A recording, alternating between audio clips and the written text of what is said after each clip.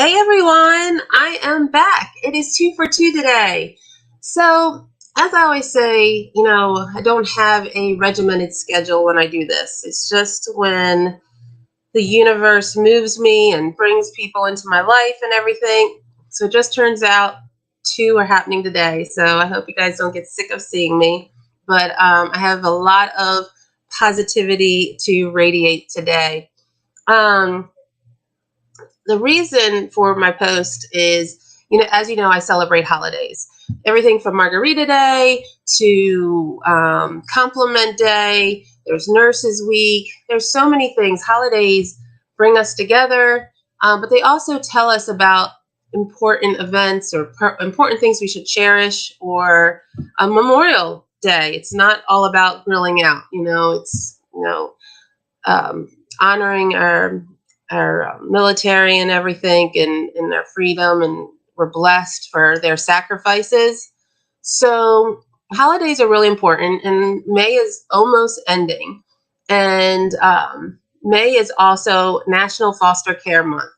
And it was, just to tell you some information, it's initiated by the Children's Bureau. There's over 365,000 children and youth in foster care, and it's crucial for us to raise awareness of the challenges they face and to recognize the incredible efforts of foster parents, families, child welfare professionals, mentors, policymakers, and community members who work tirelessly to provide these children with permanent homes.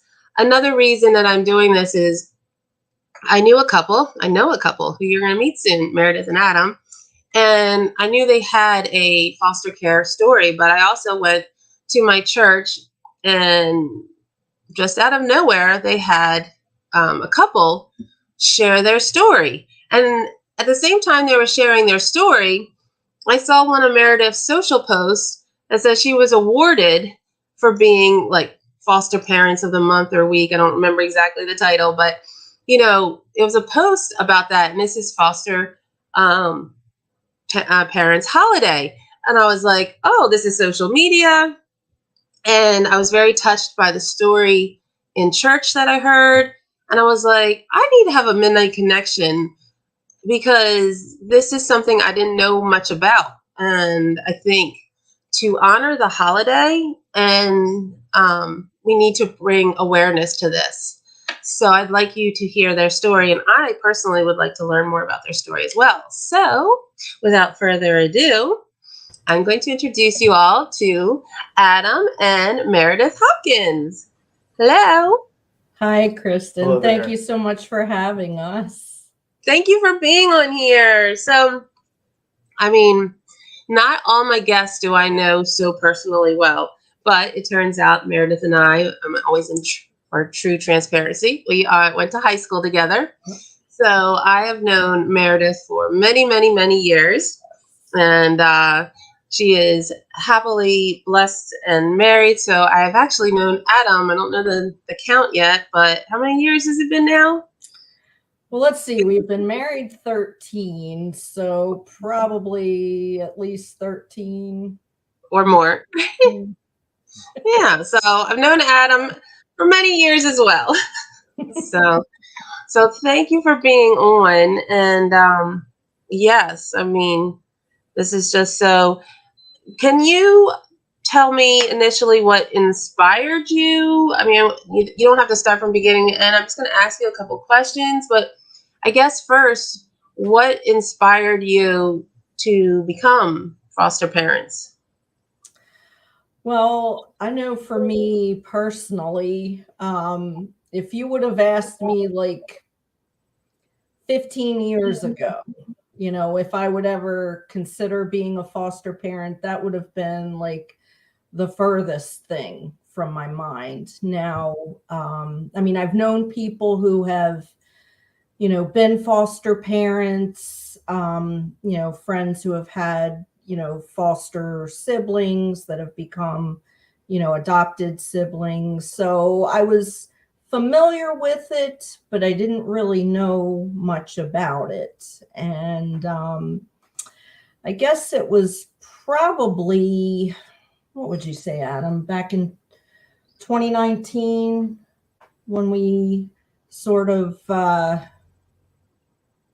we're introduced a little further to foster care. Now, just to give you a little bit of backstory. So, Adam and I got married in 2011, and, the first couple of years of our marriage weren't, the smoothest. It was actually a, pretty rocky relationship. And, before we got married, we had, talked about having kids. We'd even talked about adopting, because one of my dreams had always been to have a big family, because I come from a small family. I have 2 brothers, and that's it. Never had a sister, or, just 2 brothers smack dab in the middle. So I always wanted to have a big family. So, we had talked about, we'd have our own kids, but we'd also like to adopt. So, but like I said, the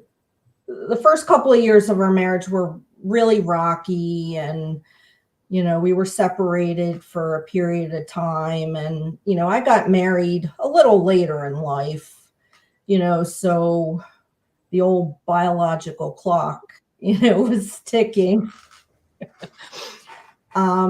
And it probably wasn't until I was in my early 40s that we finally got around to seriously, considering and working towards starting a family. And by that time, it was not an easy process. And, we sought,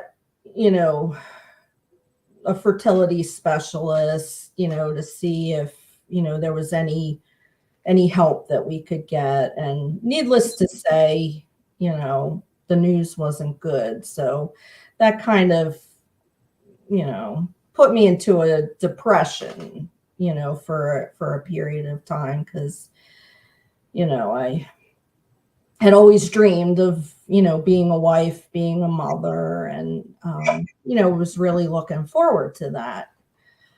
So the next step was looking into adoption. And, we checked out one adoption agency, but,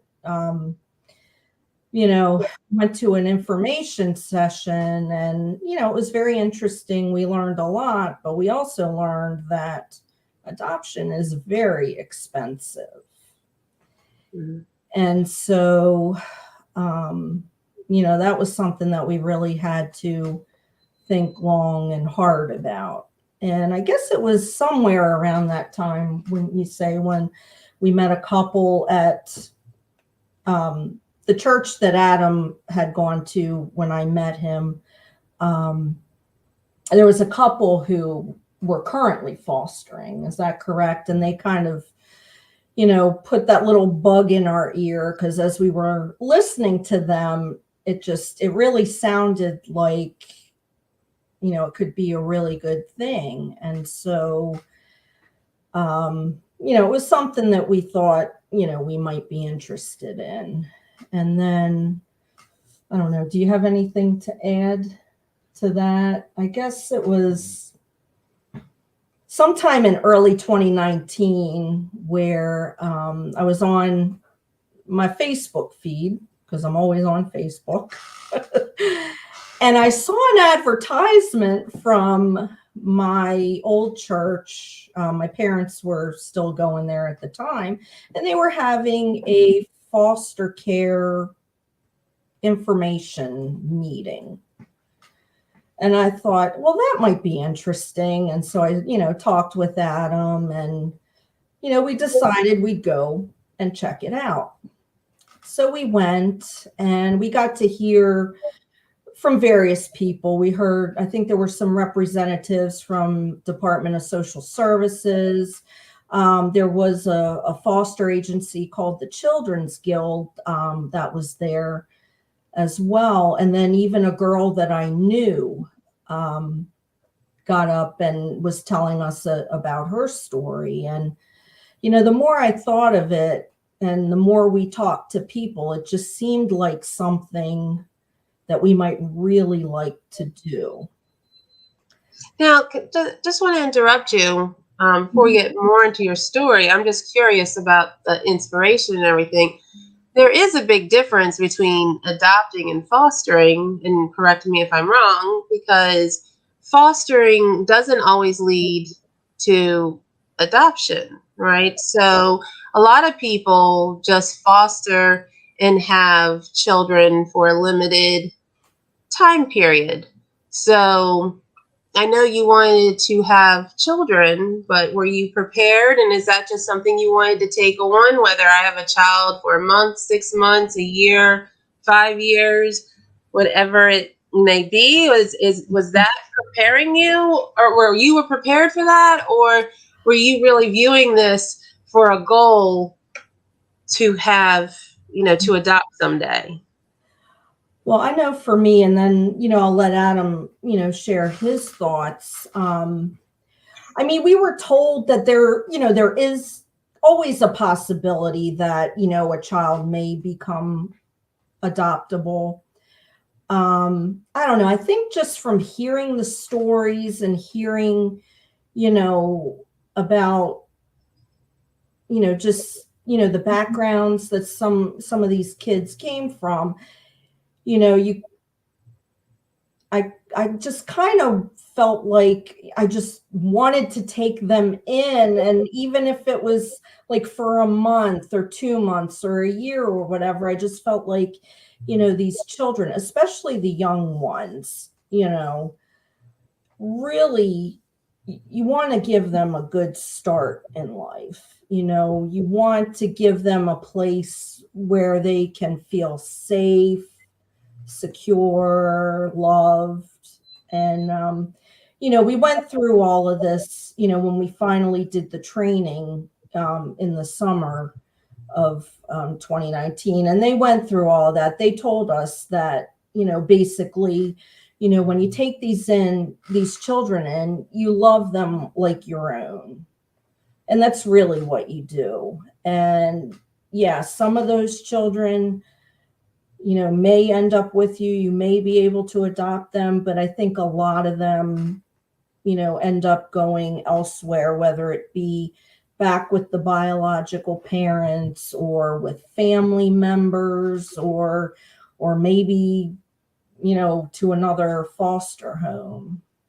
So when your path changed, you did have another outlook on this all. It was more like taking care of children in general, not like I'm seeking my child that I want someday.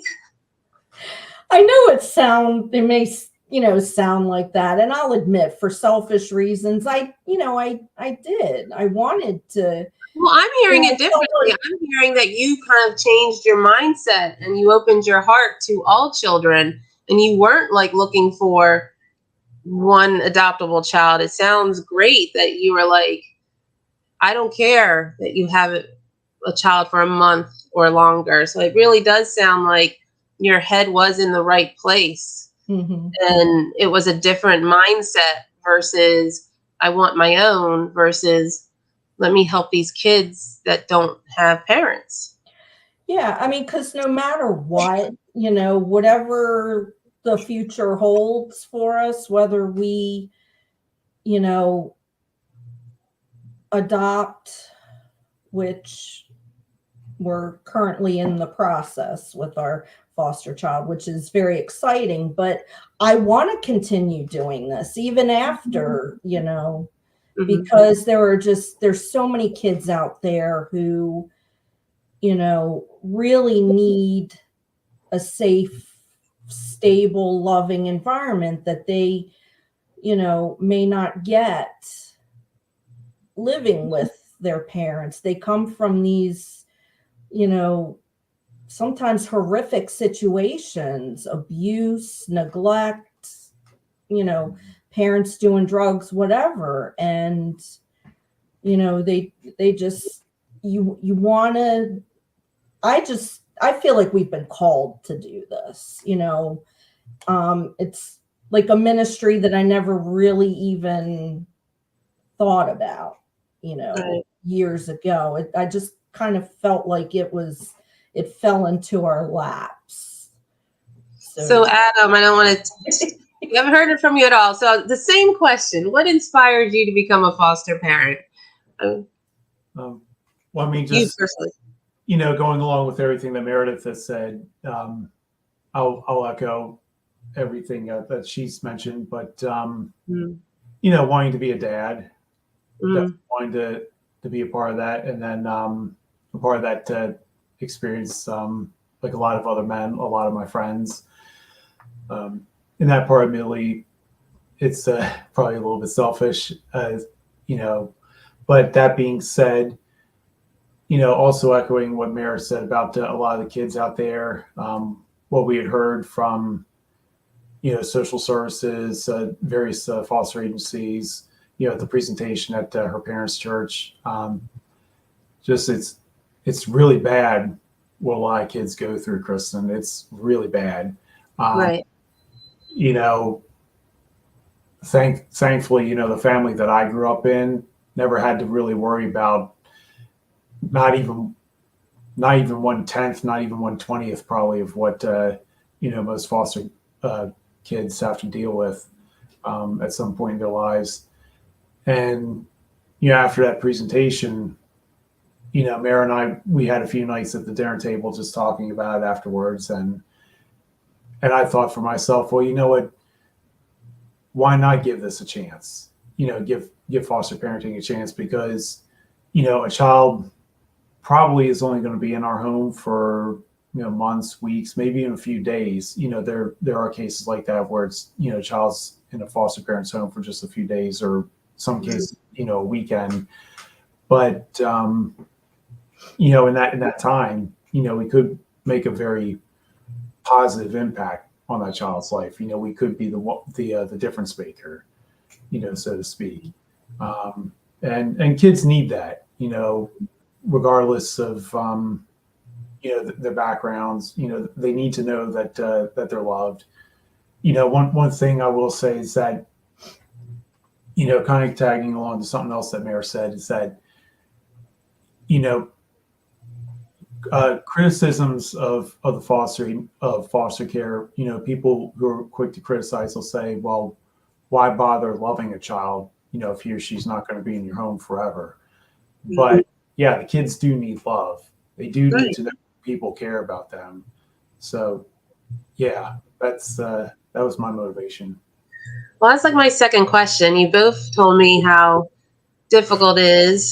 Just to share the story from the church, they asked, whatever you do, don't give me a child with a lot of medical issues, because they were like, just because they didn't think they had the means to take care of it. And it just turns out it was a hidden issue.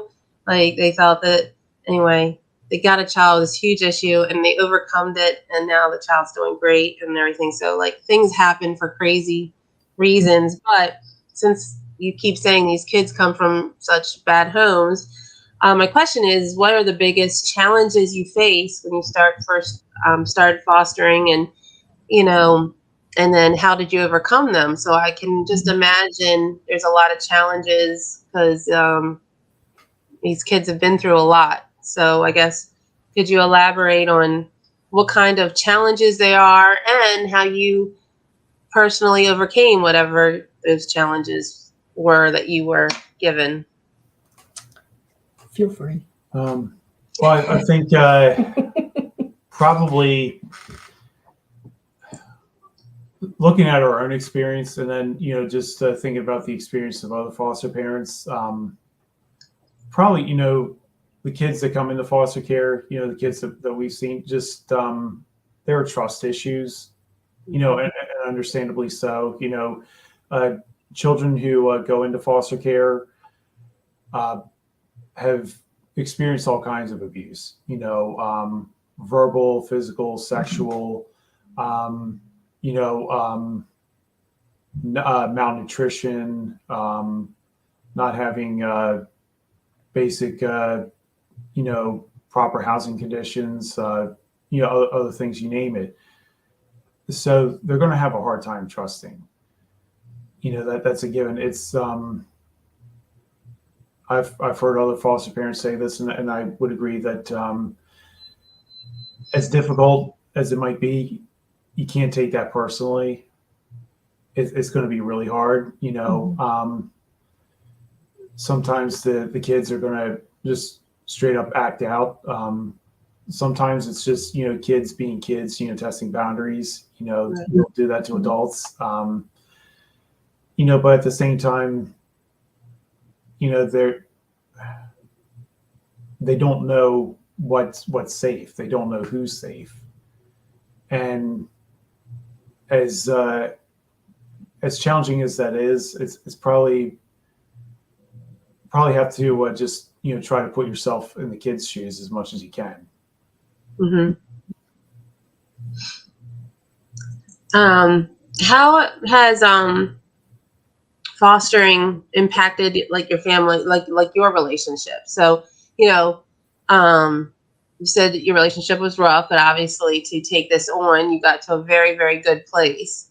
But there's a very big difference between being a childless, single couple, even though you're in a relationship without kids, and any parent. The dynamics completely change when you have children, and children affect your personal relationship with each other. So by taking on these kids and going through this, how did it affect yours and Adam's relationship? Well, let's see. When we got our foster child, she was actually, we picked her up from the hospital. She was just under 3 weeks old when we brought her home. So our foster child, she's our first and only so far, because we've only been doing this for 4 years now. So only 4 years is a long time. I know it is. I can't believe that we've reached this point. It just seems like yesterday when we started. But, with her, it's just kind of nice because you're starting at the beginning. You know what I mean? Newborn, and then you get to see all of the stages of development. And when we got her, it was right before COVID hit. So once COVID hit, I didn't work for like 4 months. And Adam was working from home. So all 3 of us were home together every single day, which was a real blessing, because that really gave us time to bond. Mm-hmm. And and get used to late nights, frequent feedings, diaper changes, all the fun stuff, really, that I was looking forward to it. I babysat when I was a teenager, so I had experience changing diapers and doing all that. But I really think that just the fact of us being in the house together for that long really gave us a chance, to bond. And I think not only bond with our foster child, but also I think it helped us kind of draw closer to each other too. After a while, we got some cabin fever, but I think we all did. But that is a blessing, COVID was horrible and everything. And the reason I sound so horrible, I just got COVID for the second time, but last week. But this is much better than the first go around a couple of years ago. But that's a huge blessing that you didn't have to work. Like it's got to be hard. You still to provide for these foster kids, if whoever is doing this, whether it's you or someone else, is what I mean. But you still have to have your job. Right. And, how do you take care of kids? And then, so that definitely seemed like to be a blessing to, not that it's a blessing not to work for 4 months, but there's always a silver lining somewhere. Right. Well, I think, and I don't know the numbers, but I know, when we first became foster parents, they ask you, what age group are you looking for? And for me, I love babies. So I'm I want to experience, the whole stages of development. But, there's not a lot of babies. I mean, I think the majority of kids in the foster care system now are like, what, middle school age Hmm. ish, you know? So, Right. um, and, But by is that point, they've, kind of learned the system and they kind of know how to work the system. right. But it sounds like someday you might be open to fostering other children, Oh, possibly, absolutely. no Absolutely. matter the age and everything. Um, I know for me personally, I do better with younger kids. Hmm.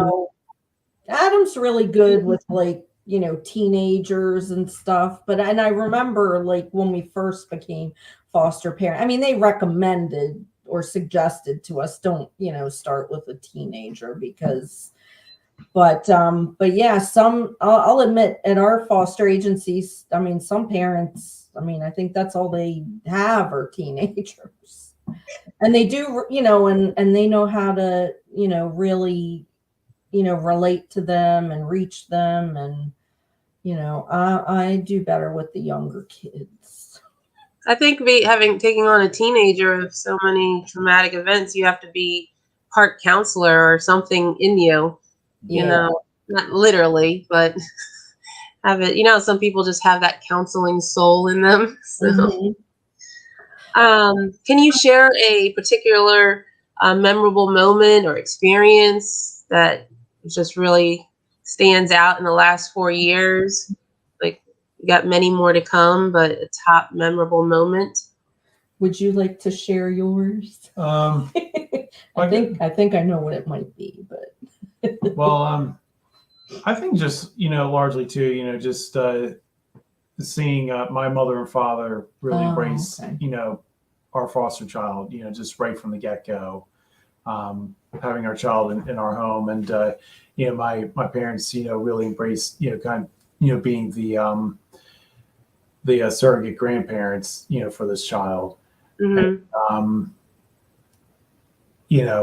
I think that's probably the best thing too. And many people within my extended family have likewise embraced this child as well. Um, and being able to watch her grow too, um, that kind of thing, and just talking about school and um, things like that. Yeah. I think for me, like probably the most memorable because this um, kind of came after a very traumatic time for us. So we had our foster child initially for 6 months. And she had just turned 6 months old. And the next day we had to give her back to social services because she was going to be going into kinship care, which is basically when, the child goes to live with a family member on either side of the bio parents. And so that was a very, very traumatic experience for us. Little did we know that 6 months later, she would be coming back to us. And I think, that day was probably the most memorable for me was the day that she came back to us because that in foster care, that's not something that happens very often. So I have no doubt in my mind that that was divine intervention. That she I was mean, it sounds like to a be lot of with small us. miracles. Like, one, you're not likely to get a baby. You got a baby. Yeah. You had COVID, as in the time period, and you had time off, and then you got her back. So it's just like little sprinkling all over the Yep. place. And we've had her ever since. Oh, So, that's so beautiful. yeah, yeah. Yeah, I just love sharing that because it just, I mean, who would have thought that that would happen? Because you hear horror stories about people being, removed from, good foster homes, going back with family, and then, they wind up back in foster care. And you know, very rarely, if ever, do they go back to the same foster home. They usually just float from home to home. I wonder if there's any way to change that, or, through. I don't know, but I do know that, our foster child social worker specifically asked for us when that time came. She asked if our home was still. Because that's common sense, to keep them, like you said, in the consistent stability, not thinking that you're just being kicked around from one family to the next, especially when it wasn't of your choice to have the child taken away, so. Right. My understanding, Kristen, don't quote me on this or on any kind of facts or figures, but my understanding is that there are some states across the country that are trying to change the laws as far as foster care versus kinship care. So like what Mayor was saying, just, keeping, most states, typically favor the birth family. But some states, I think, have tried or are trying to make amends to that. And sometimes it also depends on local and state regulators as well, too, how well they enforce or don't enforce the laws. So there's some of that going on. Well, that's why I think this month is important, Foster Care Month, to bring awareness, which is one of the reasons why I have you on. I just had my previous Midnight Connection. We were just talking about getting involved in your community and the civic things you can do. And like, so many of us just go through life with blinders on, and it's just our life. But there's so many things that affect our world. Like, if you don't care about the education system, then the kids are going to go get jobs somewhere else in your economy. So like, you need to care about these things. So even though we're talking about foster care, I'm not wishing this or saying anything bad. I'm just saying people from bad homes and bad trauma life ends up resorting to crime and this and this. So like, if we can fix things in the foster care system and give people loving homes, this really does fit a larger picture. There's a larger picture outside of ourselves.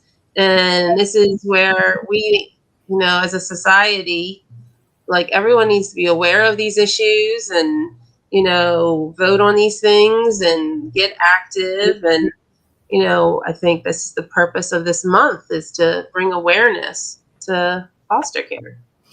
Well, we've heard so many people tell us, God bless you for doing this. I don't know how you do this, but it's so easy, in my opinion. It's, so easy to love a child, even if they have issues, our foster child, she's a handful right now. But we still love her. And, there's a lot of children out there that just really need, love, support, to feel safe, and guidance. I think that's the biggest thing for a lot of these kids is, guidance. Let's, guide them in the right direction, so they don't end up on this, endless cycle. They can actually be the ones to break the cycle. And it's sad that you started the story out with, you went looking into adoption, and adoption is so expensive. But I'm sure a lot of these foster kids, basically are getting kicked to the adopting point, because no one can do it one way. So then they're like thrown into this system, because that just doesn't make any sense when, like you said, there's so many kids that need to be adopted. But why make it so difficult, whether it is through the foster care or through adoption? No matter what, it should be it shouldn't be a money thing tied to it, I agree. And, I've been asking myself for years, I've been wondering for years why, adoption is so expensive. And then another thing too, with so many children, that need homes in this country, and, people are going outside of the country to adopt. And,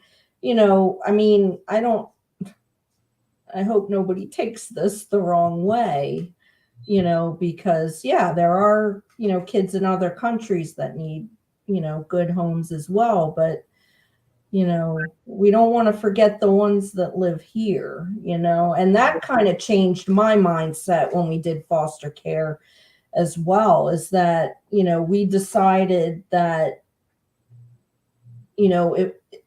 if and when we adopt, we would adopt here, Right. in this country. Because I've also heard horror stories, of, people, adopting, overseas, and either, the kids never come over, the adoptions fall through, whatever, or you got to wait a really long time. And, Right. but I mean, that's just our preference.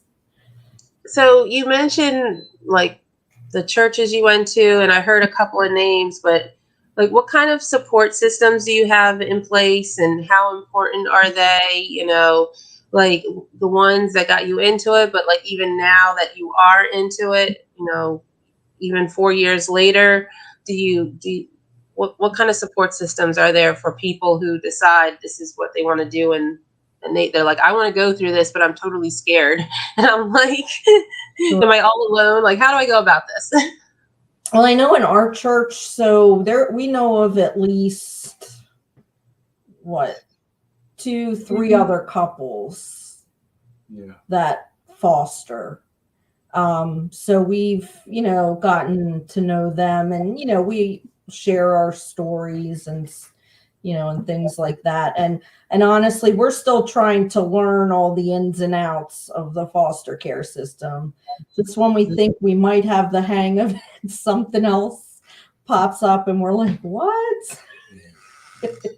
I'm just trying to get my son registered for college, and he's getting very, very upset because of all he's experiencing for the first time red tape and calling and sitting on hold and getting exchanged. And I told him, I said, this is something you're going to have to deal with for the rest of your life in every single situation. Nothing is easy, and it always feels like you're pushing water uphill.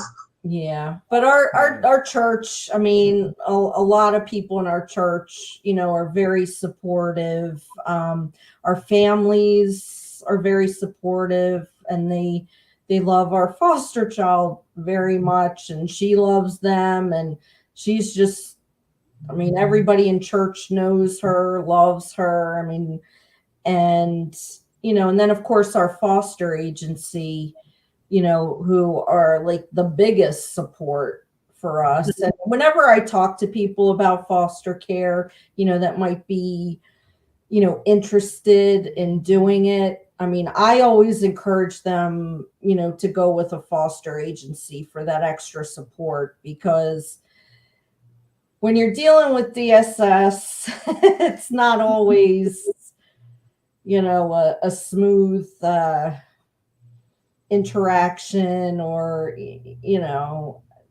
you just need that extra support, somebody who can kind of be a liaison for you. And if you're having trouble connecting with the DSS worker, well, with our foster agency, we have social workers. They're called family life educators, and so we have one assigned to us. And if we're having any issues, we go to her and she helps us out. And it's just really nice to have that added support when you're dealing with government agencies. Well, that's good. So, I mean, I say to people, like, when I have guests on, I'm like, I just look for, like advice, like how do you get through the day, what keeps you going. But from everything that you're saying, I'm in complete admiration. It's just amazing. I'm one of the people that are thinking it's just amazing. I mean, I guess it's so amazing. It's so natural for you. But when you birth a child, it's your blood. You're stuck with it. It's just like you got it. But like when it's not, like you could, not that you would. I'm just saying, people, you you walk away. This could be a part-time gig, and it's like to go through all of that, is just amazing. So I can tell there's a lot of emotional highs and a lot of emotional lows that you talked about. So how would you give someone advice on how do you manage the highs and the lows, and to take on, you're making it sound, I know you say it's not easy, but you are making it sound kind of easy, and I know it's not, so how do you manage the highs and the lows, and what kind of advice would you get, because it's a very emotional challenge, like as you were saying, the trust issues and everything. So it's just one little kernel. Well, I guess for me, just and I don't know if this answers your question or not, Kristen, but some people might recommend, building relationships with other parents. Say, like if your foster child has friends at school, maybe parents of children your own age, and definitely try to do that. Try to cultivate relationships with parents of other children, whether at church or around the community. I would very strongly recommend trying to talk to, other men, in the case of dads, other women in the case of moms who might be a generation ahead of you. Some of my best friends are men who are old enough to be my own dad, or almost that age. They have the life experience, and they also have the gift of encouragement, and just, with encouragement comes the ability to just open up, be honest, and you find support in that too. I think there are many avenues that you can go in terms of support groups, within, say, your church or other nonprofit orgs in your community. Foster the Family. I understand that's a really great organization too. They any kind of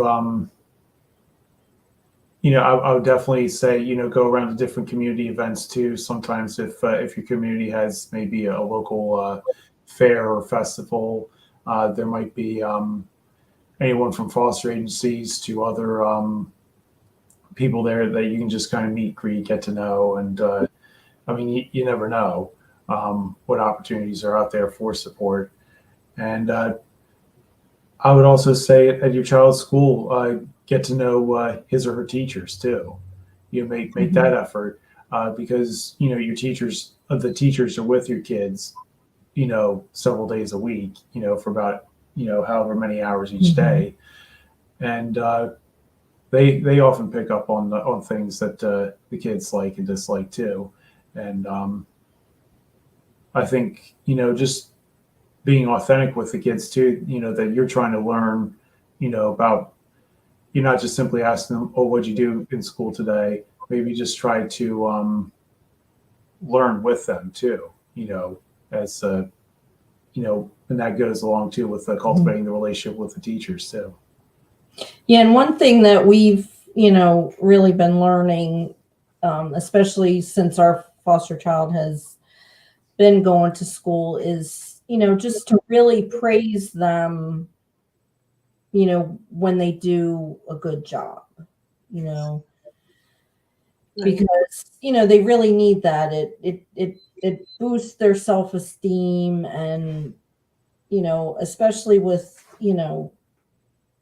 probably the preteens and the teenagers, when, that I know for me, that was a difficult time, being a teenager, because you're so awkward, and, I was a shy, person, not the most, probably, not the most secure about myself, so whatever you can do to build them up, I think, really helps. And, one thing that we've been encouraged to do over the years that I'll admit we've not been doing a very good job with is respite. If the parents need a break, there are actually foster parents out there that do respite care, and that's all they do. If a foster family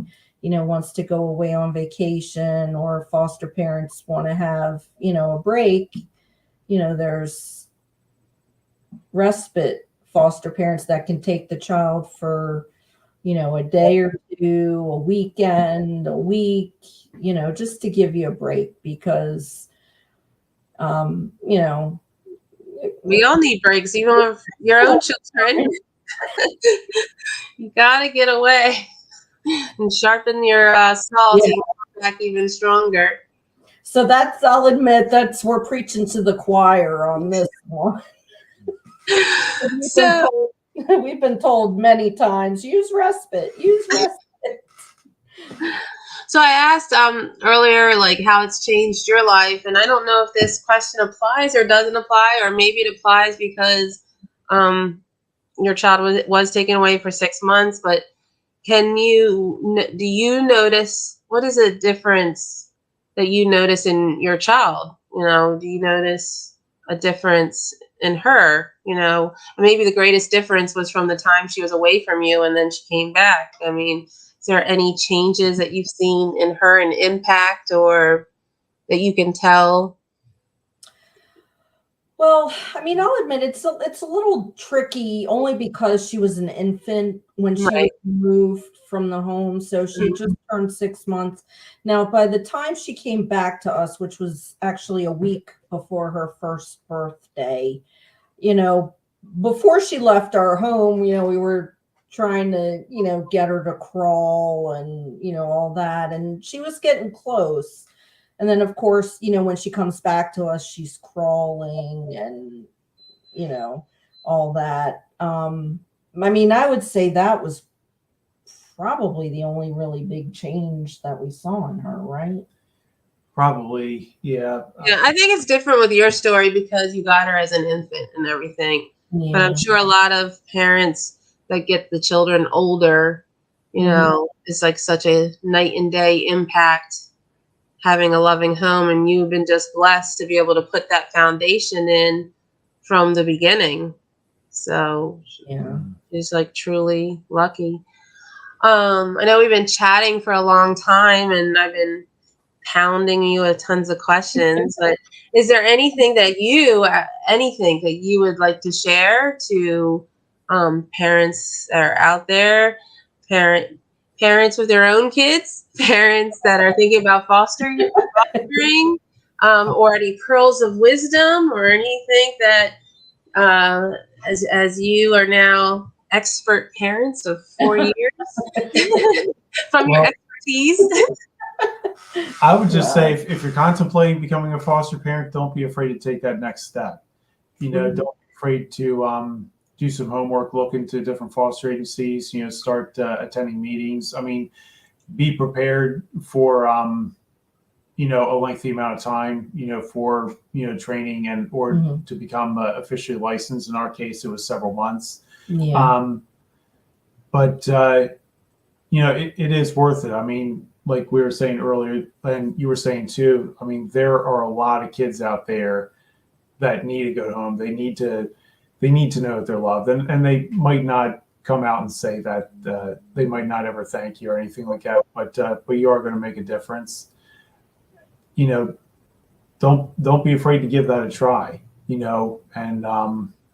like Mary was saying earlier, work with a foster agency for sure, and start talking, to different foster parents, people that or maybe if you meet them at in your community or somehow, some way, just ask a few questions. Just maybe invite them out to lunch or for a cup of coffee or something like that. Strike up that conversation, and you never know where it's going to lead. I'm sure it'll probably lead somewhere good.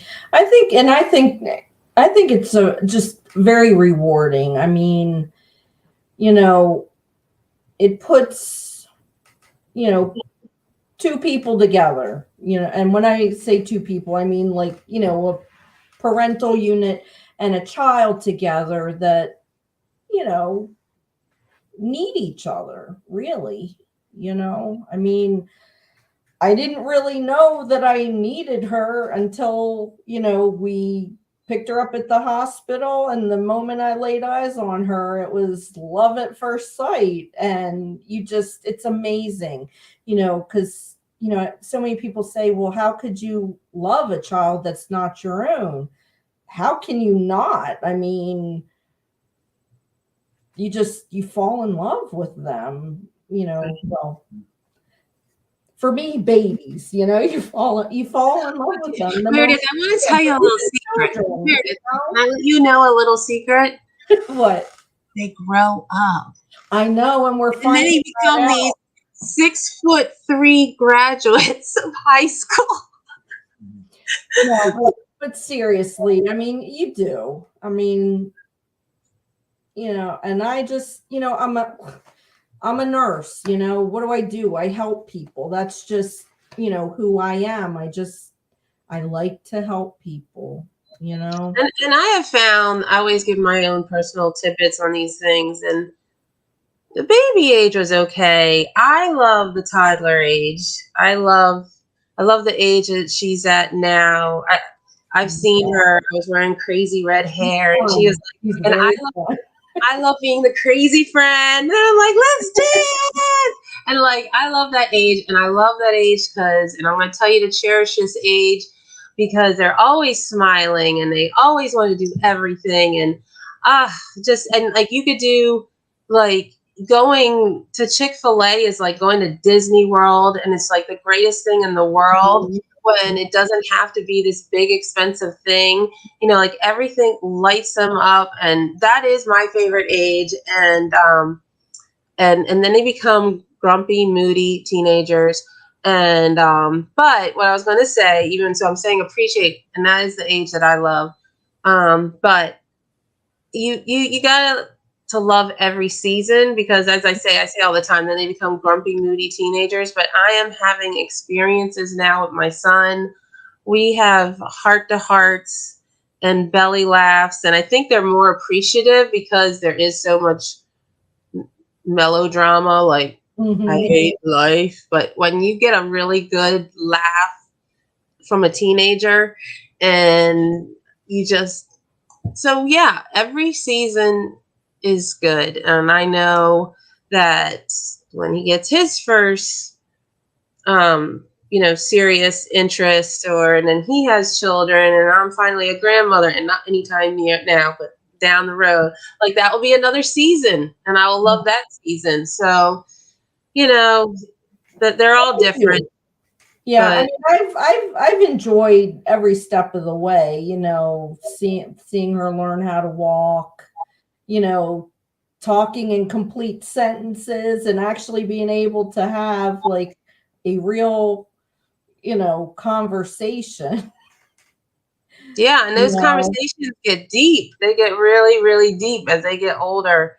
And then it just becomes amazing, and then they just wow you, and then you just become, I mean, you're always a proud parent, but you just get to the point like, wow, I just molded this human being. You're just so proud of them. It's just, parenthood is amazing, whether they're your biological or, you've just proven to everyone who's listening and going to listen in the future, even if you're a foster parent, it's an amazing job. It's a great job. You're doing an amazing job. You're amazing people. Well, I think if you go into it with an open heart and an open mind, then yeah, regardless of, what happens along the way, you just keep doing it, and honestly, I want to keep doing it. In fact, I wish we could have like 10 foster kids. You know what I mean? That's just, I want to keep doing this. I mean, I've met people over the years. I remember one time we met a guy who, we were talking with him, and he said, oh yeah, he and his wife must have fostered like over 20 kids in their life. And I'm like, wow, that is like so cool. I don't know if we'll ever get to that point, but you know, I think some people are called to it, and maybe we've been called to it. I mean, I know it's something that, you know, we definitely want to continue. And that's amazing in itself. And those people are like, how can you do it? Well, like, how can you be a parent to one, two, what, maybe four tops, but that have 20 kids? I mean, that's just amazing. So I think it's just as beautiful and incredible. So, well, thank you so much for sharing your story, being so open and transparent about the highs and the lows and everything. And I really do appreciate you sharing your story, you know, and I hope it inspired appreciation of foster parents, but also inspire someone to become a foster parent. So. Thank you so much, Kristen. Yeah. I'm really glad that you asked us to do this, because, you know, we really do love, you know, sharing our story. Well, thank you so much. Thank you.